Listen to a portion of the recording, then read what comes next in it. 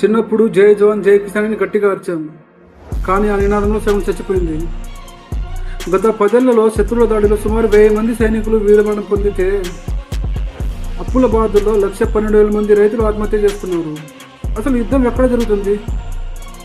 విదేశీ రైతులకు ఏటా 1,50,000 కోట్లు వెచ్చించి వంట నీళ్లు కొంటున్నాం, కానీ మన దేశంలో రైతులకు మాత్రం గిట్టుబాటు ధర ఇవ్వలేక అప్పుల పాలు చేస్తున్నాం. దేశానికి అన్నం పెట్టిన వాడు నేడు అప్పులపైగా మిగిలిపోయాడు. ఒకప్పుడు రైతే రాజన్నారు, కానీ ఇప్పుడు రైతుకు పిల్లనివ్వడానికి కూడా ఎవరు ముందుకు రావడం లేదు. పండాల్సిన పొలాలు ప్లాట్ఫామ్ సేల్ బోర్డుగా మారిపోతున్నాయి. నకిలీ విత్తనాలు, దళారీల దోపిడీతో రైతు బికారిగా మారుతున్నాడు. ఒక్కటి గుర్తుపెట్టుకోండి, మనము సాఫ్ట్వేర్ని ఎగుమతి చేయగలం, కానీ అన్నాన్ని ఆన్లైన్లో డౌన్లోడ్ చేసుకోలేం కదా.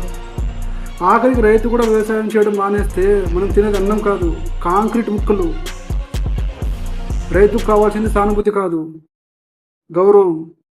జై కిసాన్.